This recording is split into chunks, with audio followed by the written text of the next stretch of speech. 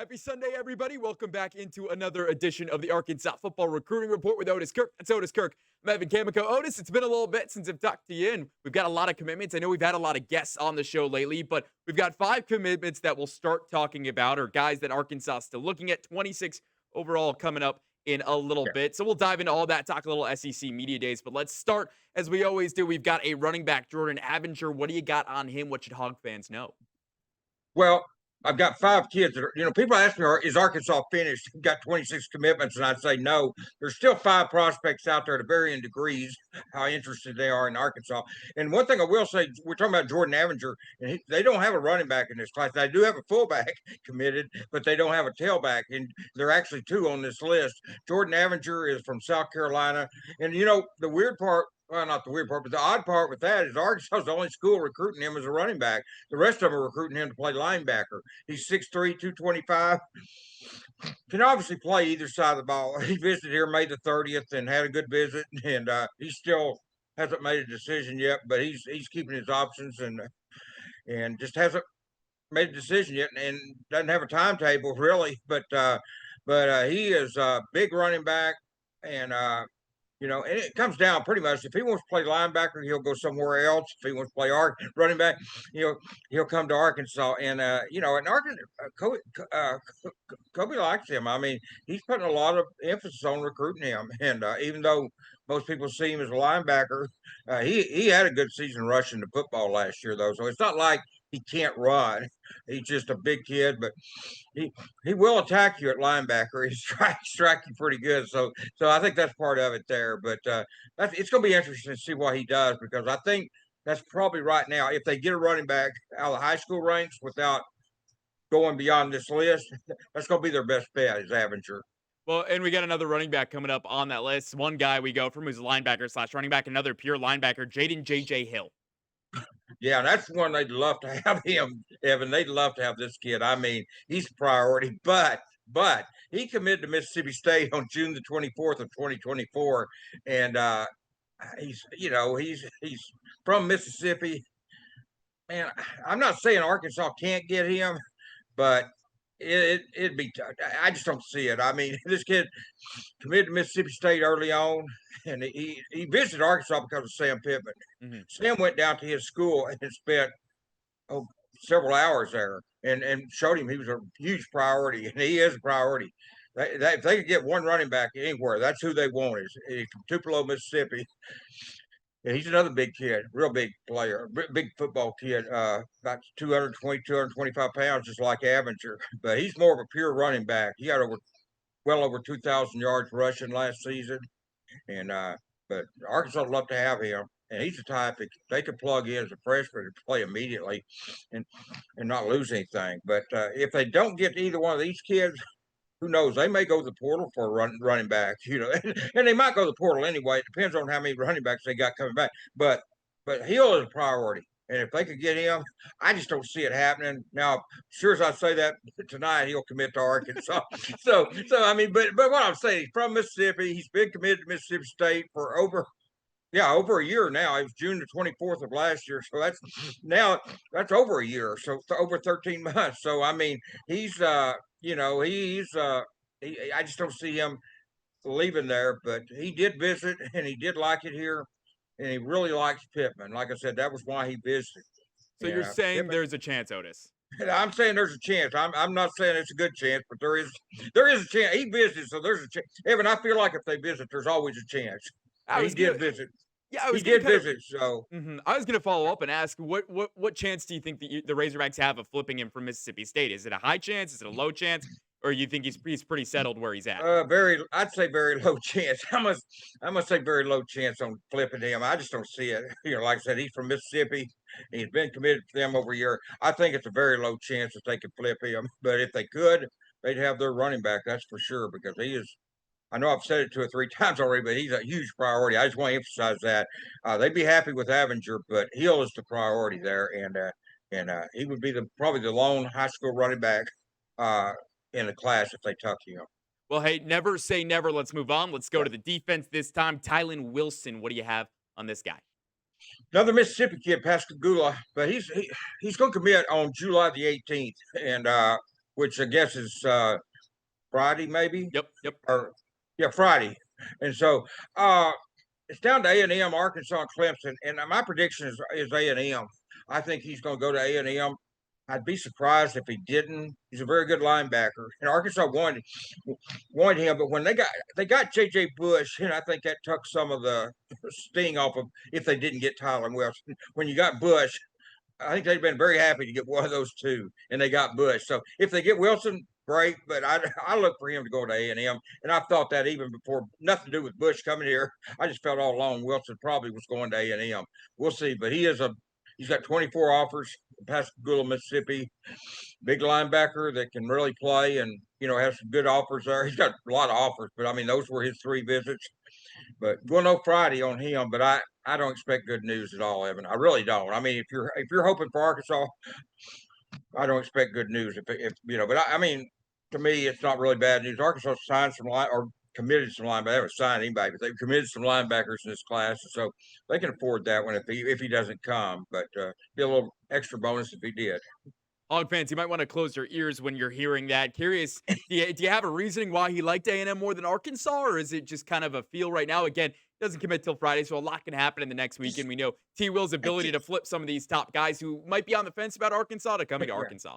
Yeah, he's just one of those kids that seemed to always everything he did. It went back to A&M. It went back to A&M.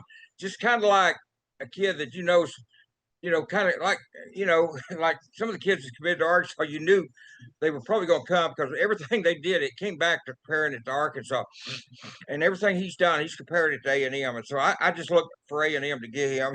All those are out of state schools, so nobody has an in-state advantage there. The in-state schools want him, but they're not getting him. But I think A&M will be getting some good news Friday. Yeah, hopefully we'll see what happens. Hawk fans, again, cover your ears right there. We'll go back to offense. Elijah West, a wide receiver. What do you have on him? What are you hearing about this guy? Well, now Arkansas thought they had him on July the 1st. He was going to commit on July the 1st, and he's looking at Georgia Tech, Michigan State, Arkansas. But Arkansas really thought they had him committed and are going to commit on July the 1st. Like a day or two before that, he comes out and says, "Hey, my recruiting is wide open. I'm wide open with this. I'm not committing anywhere. I'm 100% wide open." And so back to square one with him. I mean, I would have told you if we'd have talked 2 weeks ago on this subject, I would have said he's coming to Arkansas, or 3 weeks ago, I guess. I would have said he's coming to Arkansas. But they felt really good on him and the Keemian Henderson kid, the other receiver. Those were the two. They had Campbell come in, Chase Campbell, Keemian Henderson, and Elijah West, and they felt really good on West and Henderson, and so they kind of backed off of Campbell, but West kind of threw a curveball at him when he said it. So now I don't know where he's going, Evan. I know Arkansas felt really good about him 3 weeks ago, but once he opened it back up and said, "I'm 100% wide open," who knows? And they may be some more schools get involved after the step here. When more visits are taken in September and October stuff, he may take some. I mean, he may get some more schools involved. He's got a lot of offers. Mm-hmm. He's only a 3-star, but he's got 20 offers. But Arkansas feels like he probably should be a 4-star. They really like him, like I said, 3 weeks ago, I would have said he's pretty much. I wouldn't say he's a lock, but I would have said he's coming to Arkansas. But that's all kind of going out the drain now. I think to our point, Otis, a lot can change in a short amount of time. We'll talk about one more potential recruit before we head to our first break in the action. Jordan Harris, an edge. What are you hearing about this guy? From Maumelle, Arkansas, an edge fit real well next to Colton Yarborough out there on that edge. He's 6'7", about 225, 230 pounds. Got Division I offers for basketball. This kid's a great athlete. Missouri, Ole Miss, Mississippi State, Houston, several others have offered him, and Arkansas obviously has. And they brought him in for a visit, and he's been really quiet on his recruiting and hasn't even said when he's going to announce, but he hasn't told me anyway. But I think Arkansas is in pretty good shape there. But like I said, he's been pretty non-committal. He'd be a good poker player, Evan. He doesn't tip his hand very much. Some of these kids, I can be with them for 30 minutes and I can tell you where they're going. But he's one that he'd be a good poker player because I don't know where he's going. I mean, if I had to tell you right now, if you said guess, I would say Arkansas. Mm-hmm. But but I can't guarantee that because I mean, he hasn't said that, and he hasn't even indicated when he might make a decision. But he could throw a curveball like Elijah did, and he go basketball, not even go Yeah. football. So he's got options. He's obviously he can run the court in basketball. He's an edge rusher. He comes off that edge. He could be a tight end. He could play tight end if they need him there. They don't, but he could. And he's that good an athlete. He's a great athlete more than he is a great football player right now. But he's the type that you get in the program, he's only going to get better and better every year. Yeah. His ceiling is really high compared to where it is right now, maybe. And he's not bad, but I'm just saying he's one of those guys that's played a lot of sports, probably hadn't been in the weight room as much as he will be eventually when he concentrates on one sport. And I think he could really blow up once he gets in college, concentrates in one school. I mean, on one sport. I'm sorry, one sport, and gets in the weight room and really gets better. And I think he'll play football. And if I had to guess, like I said, it'd be at Arkansas, but we'll see on that. That's certainly not guaranteed. That's not Otis Kirk guaranteed. That's just a guess. That's a guarantee. 100% of Otis Kirk guess, not a guarantee. I promise you. The poker face seems really good on a lot of these guys right now. Are they going to go to Arkansas? Are they going to go elsewhere? We'll find out. But we've got more recruits to talk about and plenty to come with the recruiting class of 2026, 2027. That's coming up after the break. Stick around. We'll be right back on the Arkansas Football Recruiting Report.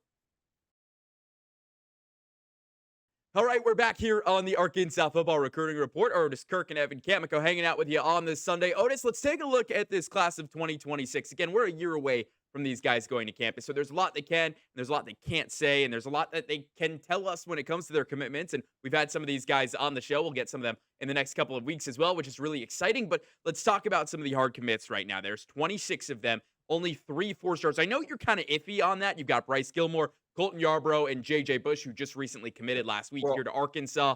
What do you think on these 4-star guys? Who stands out to you specifically? And who do you think might have been snubbed? Because, again, you ask 7 different people their opinions. They'll give you 7 answers on how many 4-stars are truly in this class. Yeah, one thing, if you go beyond 24/7 sports and you get the Rivals, ESPN on 3, there's actually 6 of the kids are 4-stars.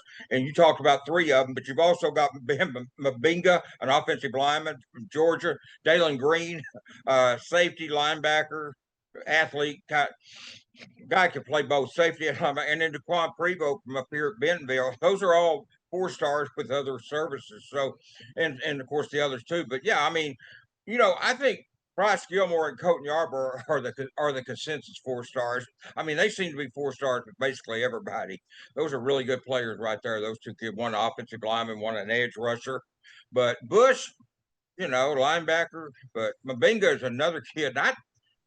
I'll be honest with you. I don't understand 24/7 not having him being a 4-star because he's a big time player. And he's another kid that didn't move here until, what was it, 2017 or 2018, I believe I had on here, that he moved to the States. So he hasn't even, and he's playing soccer. He wasn't even playing football. And so he's only played the offensive line for a couple of years because he started out playing defensive end, and they moved him over to the offensive line. So this will be his 3rd season playing that. So this kid's, I feel like him, kind of like Jordan Harris. His ceiling's going to be really high. I think Ben Mabinga should be a 4-star with everybody. Dalen Green, people love him. Some people love him, and then some like him, but they don't really love him. But the thing about him is he can play linebacker, he can play safety, he can play either. And DeQuan Prevost, I asked somebody about Dalen Green. Evan, I asked somebody, I said, what's your thoughts on Evan Green? He said, he's a hard-hitting safety out of Florida, man. Said he will knock you out. And so he loved that. He loved Green. And that's why I said I ain't found anybody that doesn't like him, but I'm just saying some people really love him. Some people like him a lot. And there's a difference there. DeQuan Prevost played at Liberty ILO, committed to Arkansas, moved to Bentonville recently. I saw him at the 7-on-7 at the University of Arkansas. He can run, play. Good player, very good player, and he is a 4-star with some of the services outside of 24/7, and very deserving. So, and he's another one. I don't know. I don't understand him not being a 4-star, but whatever. I mean, I don't do the stars. So, but he's a legit. If anybody has him a 4-star, it's legit, and they do.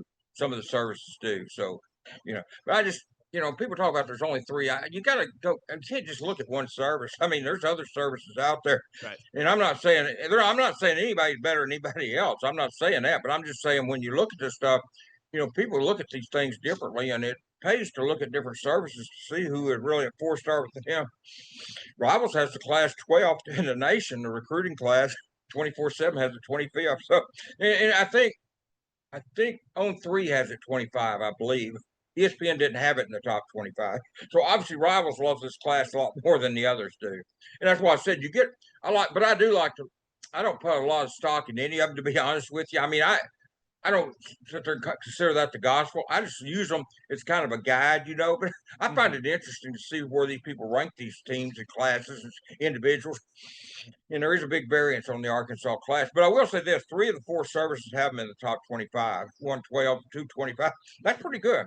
And so I love this class. I think it's the best high school class that Sam has put together since the portal opened. Yeah. He's been, they've been signing about 16 to 18 high school kids, not signed. I mean, they've got 26. Now they haven't signed anybody, so they may not sign 26, but that's what they've got committed to, as long as no one flips. And the 2 biggest worries that people had was Daquan Prevost and Tay Lockett, but they both have announced they're solid to Arkansas. But Lockett's kind of like the Jaden Hill kid we talked about. He committed about 100 years ago to Arkansas, so you don't really expect him to go anywhere else. So I think he committed 2023, if I'm not mistaken, on Taylor Lockett. I mean, he did even before Hill did to Mississippi State. But Mhm. uh, but yeah, I mean, I feel good about this class. I like, yeah, it's big numbers, so obviously it should be better with that many numbers. But I just think they've got some guys like Keemian Henderson, uh, uh, uh, Javion Martin is not on any of these 4-star lists. Tight end, 6'4", 250 out of Pflugerville. That kid's a definite player. Um, uh, Kate Bush is a tight end, 6'5", out of Minnesota, can play. We've had Tucker Young and Hugh Smith on here. Bryce Gilmore. We've talked about him, but I mean, Carnell Jackson's an interesting case. 6'3", about 340, defensive tackle that can really run. And just go down the list. There's a lot of kids on here that I'll tell you what one everybody's missing on is Adam Austin. I saw him when he visited. He's 6'2", 215, 220 at, and nobody has him that big now, but he is. And Yeah. when you look at him, first thing I said to him, you're not 200 pounds. He said he weighed at 215 when they weighed him over U of A. Somebody else told me they thought it was 220. Mhm. Maybe he was mistaken, but whatever I'm saying, he is big and he is legit good. This kid out of Lawton MacArthur, he's the #1 defensive back in Oklahoma, but that's the one a lot of these services are missing on. I feel like Javion Martin out of Pflugerville, Texas, the tight end, and Adam Austin are 2 kids they're really missing on. Mabingo, too, but at least somebody did recognize him as a 4-star. But that's some kids that I've seen. You look at them and boy, they passed the eyeball test. And I mean, honestly, there's a lot of these kids and Victor Lincoln. I like him, defensive back. They just flipped from Oklahoma State. That last weekend, I'll tell you an interesting deal. They brought in 10 recruits, 8 committed, 2 non-committed, and they ended up getting all 10 of those kids. Uh, Bush and Link, Lincoln both committed to Arkansas after that weekend. So they went 10 for 10 that weekend, and that was the last recruiting weekend. So that's pretty good. Pretty Yeah, good ratio. Pretty good anytime. odds. Yeah, exactly. Anytime you can go for 10, you'd take that any day of the week. I'm curious when you look at kind of where these guys play position wise, is there anything that you see that's kind of standing out where maybe Arkansas needs to go after some guys, maybe on the defensive side, the offensive side? Do you see kind of an Yeah. area of need still in this 26 recruiting class? Yeah, obviously a running back. I mean, they've got the fullback, the big kid, Ashton Dawson from Evangel. He's about 285-pound fullback, but they need a high school running back. They don't necessarily have to get one, but I feel like they really need to get one. But yeah, I would say I know they want Elijah West at receiver. I think they've got 4. I think they're okay there if they don't get another one. But I mean, they obviously want him. Uh, Defensive linemen, I just don't think you can ever get enough of those, Yeah. Evan. I mean, we've talked about, you and me and Jacob, all of us and Courtney, we've all talked about they just don't grow on trees, man. So you got to stockpile those, stack them up there in that class if you can get more. And they've actually got pretty good class there. Of course, Jordan Harris would help there if they got him. That would help on the defensive line. That'd be Mhm. another edge to go with Yarborough. And they've got some inside kids like Carnell Jackson, Ari Slocum. So they've got some interior, and then Cameron McGee. So they've got three interiors. But yeah, you could use another edge, and Jordan would be perfect for that. Jordan Harris, I like him. But yeah, that's probably the main priorities that I would say left. But a running back, and they might still want a defensive back or two, but they getting Lincoln help there, and Mhm. but probably a defensive secondary help. But boy, to me, those defensive linemen, those are guys that's just hard to find. They got the academic. They're not hard to find, Yeah. but they're hard to get because when there's one out here, he's 6. Everybody wants him because everybody when a kid's that big, that fast, that athletic, and got the academics on the defensive line, then everybody's going to come after him because they don't grow on trees and they want them, because and everybody wants them because there's just so many of those and they're really a high priority there. So I would say defensive lineman definitely a priority. But running back, if you asked me what if they could get one player, what would it need? It'd be running back. That would be the one need right now more than anything else. They've got 2 tight ends, four wide receivers, several offensive linemen, 4 or 5. I've lost count, but four on the defensive line, count one edge, 3 interiors, 2 or 3 linebackers. Depends on what you do with Dalen Green. I mean, he could be a linebacker or safety. You're sitting pretty good on numbers in defensive back, but running back is the one deal that they've just got to get. I think they may go the portal there, but I think they really need to get a running back in this high school class. Yeah, only time will tell. We'll find that out very soon. Notice anything else before we go to our final break and then talk some SEC Media Days about this class of 2026? No, that's pretty good because I'm looking forward to media day. I mean, Yeah. it kind of indicates football's getting close. Well, we'll talk about that on the other side of the break. Stick around. Arkansas Football Recruiting Report returns after this. Well, let's wrap shop here on the Arkansas Football Recruiting Report on this Sunday in the middle of July. Otis Kirk and Evan Kamiko with you. Otis, it's an exciting week. Football, it's talking season. SEC Media Days taking place in Atlanta this week. Yeah. Tylen Green, as well as Xavier Sorey and Cam Ball joining head coach Sam Pittman in Atlanta, who are all going to take the mic. Arkansas goes Thursday afternoon, so it'll be a while until we hear from them, but curious your thoughts on Media Days. What are you most excited to hear about from the 3 returners and the head hog? Well, you're always excited to hear from Talon because he's kind of the little engine that makes that thing purr, and go over there. I mean, little engine that could. I just saw a show with a book, little engine that could, something like that. But no, I mean, Talon kind of the guy that makes it go, and I feel like that. When you look at that, they had 3 stars going down there, and that Dominguez didn't get to go. So I mean, they had 4 guys that were legit stars enough to go to Atlanta.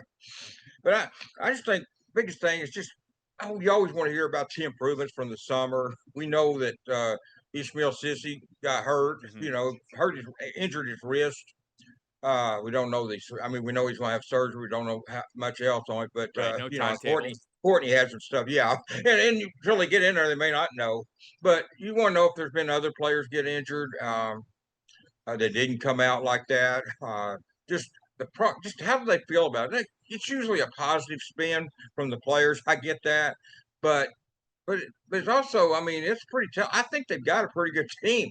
My fear with this team is not the talent; it's the schedule. I mean, it's brutal, man. Mhm. Yeah, if you And I'm look at not that. talking about necessarily Notre Dame. I'm talking about going to Memphis. You Mhm. got Arkansas State. That's going to be a Super Bowl for them. I mean, it's just a low, and of course, they're always the 8 SEC school, so it's just a loaded schedule. You got one automatic win. That's Alabama A&M. Now, I do think Arkansas. I think I had a story the other day predicting 6 wins. So I do think they will win more than one game. But I'm just saying, you look at that schedule. You can put Alabama A&M in the win column. Really, I don't think anybody else you can automatically do that. Yeah, I mean, that's my opinion. Yeah, Arkansas State really tough. Then Ole Miss in week 3. Then, like you said, Notre Dame, Memphis, A&M. And so I think the hardest part about the schedule, and I'm curious what these guys are going to say about it. And I'm really looking Yeah, forward to Cam Ball because I think he's going to bring the personality and bring the fun to media days. But I'm curious yeah, what they, to your point, have to say about the schedule. It's not that the Razorbacks roster hasn't improved from last year. The offensive line's getting better. There's yeah. questions about the wide receivers, but I think people kind of take a deep breath once you hear from Tylen Green when he talks about their connection. But it's the schedule and what these guys think of it because every home game last year that you had, which was Tennessee, Texas, LSU, Ole Miss, those are all flipped and those are all on the roads. You could have said Oh last year was yeah. the easier road schedule. This year, it's the much harder road schedule because of you're facing all these teams, those 4 of which should probably be in the top 25 at some point in the first Yeah. 2 weeks. if not the preseason poll. And Yeah. you've got to face all these teams on the road. So the question is going to be, how hard is that road schedule? And if Yeah. Arkansas can go, and I feel like we've been talking about this since 2023, if the Razorbacks can go 500 on the road, maybe, Yeah. 440 on the road and win and go 3-5 or 3-6, then you're more confident that this team can get to a bowl game.